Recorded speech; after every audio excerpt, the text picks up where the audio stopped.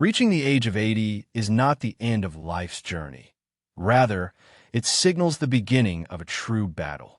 Many lose this fight, not due to bad luck, but because of four unseen adversaries they often fail to recognize.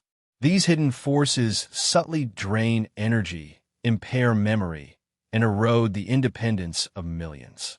By the time most become aware of their presence, irreversible consequences have already manifested. This material will reveal the four true reasons why many struggle to maintain a full life after 80. These reasons will not merely be named, but thoroughly analyzed and understood, providing readers with effective strategies for overcoming them.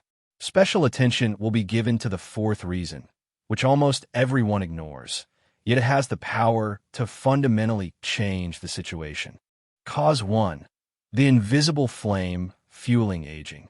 One of the most significant dangers to human health after 80 is not a viral infection or physical injury. It originates deep within the body. We're talking about a process medical professionals call inflammaging or inflammatory aging.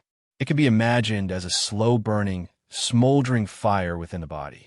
There's no visible smoke and initially no burning sensation, but its embers gradually destructively impact cells, damage DNA, and cause artery walls to thicken. This isn't the short-term inflammatory response that occurs, for example, with a cut, which is a healthy bodily reaction to the need for healing. This is chronic systemic inflammation, a deep internal fire that has accumulated over decades under the influence of seemingly insignificant choices. These include consuming processed foods, hidden sugars and beverages, prolonged stress, and even extended hours of sedentary living. This relentless internal fire serves as the fundamental source of nearly all age-related diseases, cardiovascular pathologies, diabetes, arthritis, and even Alzheimer's disease. Consider the illustrative story of Martin, an 82-year-old retired accountant. He led a life many would consider exemplary. He never smoked, drank alcohol only occasionally, and walked his dog every morning. Nevertheless, he was plagued by persistent cognitive sluggishness, debilitating weakness that no amount of caffeine could overcome, and agonizing joint stiffness every morning. His routine blood tests always remained within reference ranges. He was told it was just an inherent part of aging, yet Martin felt he was losing his vitality. It was only when he consulted a functional medicine specialist that he underwent a high-sensitivity C-reactive protein test. The results were unequivocal. His body was battling a raging inflammatory fire. The doctor explained that as we age, the body's natural anti-inflammatory systems become less effective. The sweet pastry a person easily assimilated at 50 becomes, at 80, equivalent to adding fuel to a smoldering fire. However, it's crucial to realize you control the source of this fire's fuel. You have the power to take on the role of a firefighter against this internal flame. This fight begins with your diet.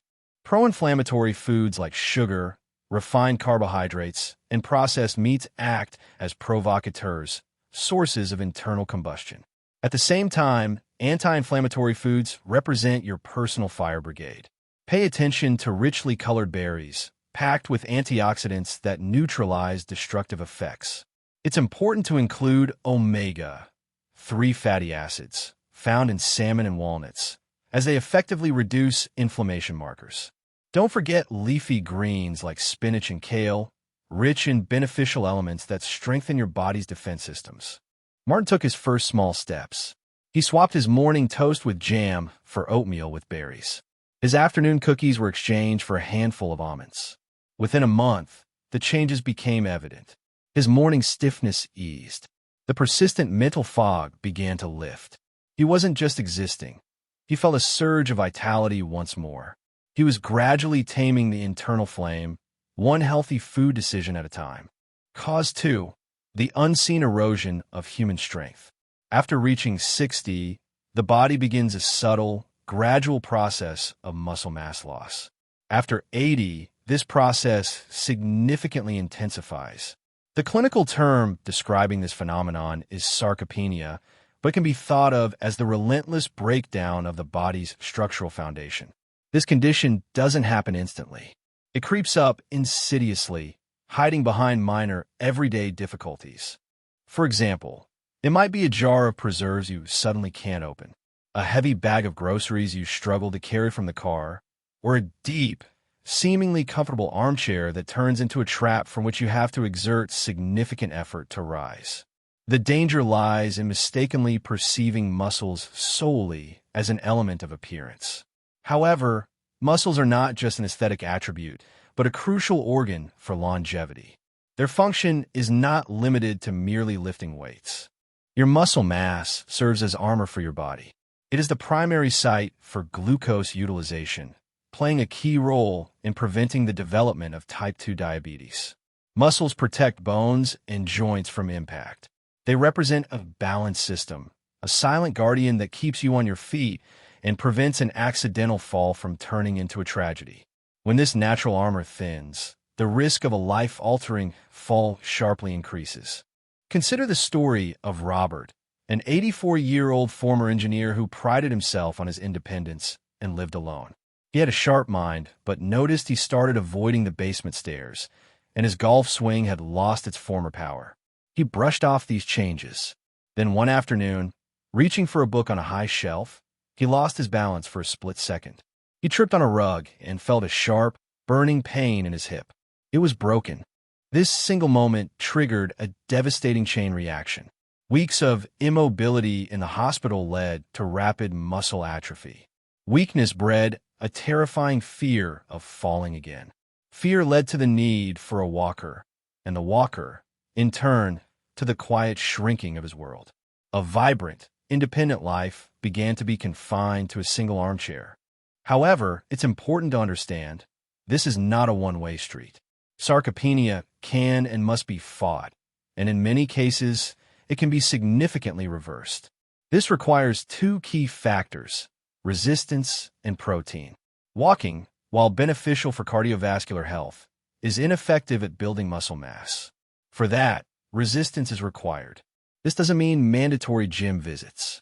It can be as simple as repeatedly standing up and sitting down from a chair 10 times in a row without using your hands. You can try wall push-ups, stand facing a wall, place your hands on it, and push your body back and forth. Using inexpensive resistance bands can add challenge to simple leg lifts. The second weapon is protein.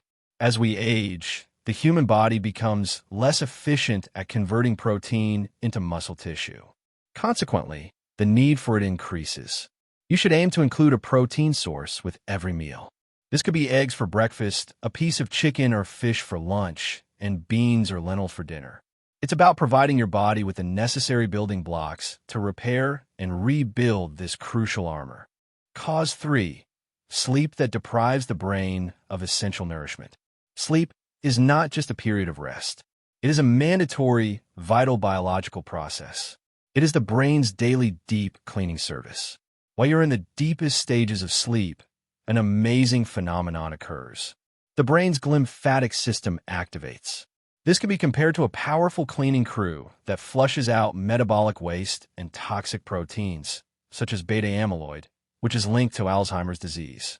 The body also uses this time for cellular repair, hormone regulation, and memory consolidation. However, after 80, sleep architecture often undergoes changes. Sleep becomes shallower, more fragmented. Many older adults find it difficult to fall asleep and even harder to stay asleep. And the catastrophic mistake is to accept this as a normal part of aging. It is not normal. It is dangerous. Waking up 3 or 4 times a night is not just a minor inconvenience. It's a sign that the cleaning crew is going home before the job is finished. Night after night, these toxic proteins continue to accumulate in the brain. This is why poor sleep is directly linked to cognitive decline, memory loss, mood disorders, and a weakened immune system. Consider Helen, an 86-year-old retired librarian. She used to be sharp, but she started noticing herself standing in the middle of a room, unable to remember why she entered. Her energy plummeted by 2 p.m., and she caught 3 severe colds in one winter. She simply thought her body was fading. However, her doctor linked these symptoms to fragmented sleep. He explained that her brain was literally being deprived of its necessary maintenance cycle. Improving sleep is not about taking pills. It's about creating a lifestyle that promotes sleep. This is what experts call sleep hygiene. First, you need to create a sanctuary. Your bedroom should be cool, completely dark, and quiet. Second, you should respect your internal clock. Try to go to bed and wake up at the same time every day, even on weekends. Third, you should use the power of light. Get at least 15 minutes of direct morning sunlight. This helps anchor your circadian rhythm. Conversely, avoid bright screens, phones, tablets, TVs for at least an hour before bed. The blue light they emit tricks your brain into thinking it's still daytime. Helen implemented a new evening routine. At 9 p.m., screens went off. She listened to calming music and read a physical book. At first, it felt inconvenient, but after a few weeks, she started sleeping longer. Her memory became sharper. Her energy levels stabilized, and she felt more resilient. Good sleep after 80 is as vital as food and water. It's not about sleeping more, it's about sleeping better. Cause 4. The erosion of purpose. This is a silent killer, often undiagnosed by medicine.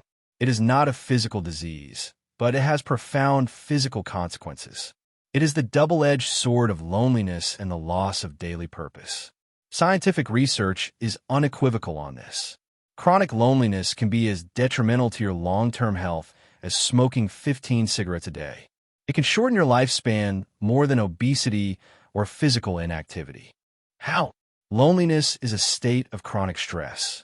It raises cortisol levels, which in turn fuels inflammation, suppresses the immune system, and disrupts sleep. It's a vicious cycle. As we age, our world can shrink. Friends pass away. Children are busy with their own families, and physical limitations can make it difficult to participate in old hobbies. Days can become dangerously quiet and unstructured. Recall Arthur, 88 years old. His wife had passed away 5 years prior, and his children lived across the country. He was very independent and kept his house in order, but his days were defined by television schedules. He confessed that sometimes his only real conversations were with the cashier of the grocery store. What he missed most wasn't noise or activity. He missed the quiet, deep sense of being needed. The feeling that his presence, his knowledge, his existence still mattered to someone. The human spirit is not designed for mere existence. It is made for connection and contribution. When the roles that defined us for decades, our career, our role as a parent or caregiver, begin to fade, it's easy to lose our why. This feeling of why should I get up today becomes a heavy, oppressive burden. But purpose doesn't have to be a grand, world-changing mission. It is found in small, consistent acts of contribution. It could be watering a plant that depends on you. It could be a daily phone call to a friend who is also lonely. It could be volunteering to read to children at the local library for just 1 hour a week. It could be recording your life story for your grandchildren. It could be feeding the birds in the park and noticing they start to wait for you. These small actions create rhythm. They create structure. They create meaning. They send a powerful signal to your brain and body that you are still a valuable, contributing member of the world. Arthur decided to start small. He began volunteering at a local animal shelter, simply sitting and petting cats for an hour, twice a week. This small commitment changed his outlook. He had a reason to get up, a place to go, and a sense of being needed. So, if you or someone you know is over 80, ask yourself, what is your purpose right now? Find it. Cultivate it. Guard that purpose like medicine, because in all important respects, it is. So to summarize, life after 80 is a gift, but thriving after 80 is a choice. It's not about fearing the quiet fire of inflammation, the silent weakening of strength, the nightly starvation of sleep, or the slow erosion of purpose. It's about facing them with knowledge, courage, and a plan. The small, consistent decisions you make today are the chisel with which you carve the quality of your tomorrow. It's not about fading away. It's about focusing on what truly matters and protecting it with all your might.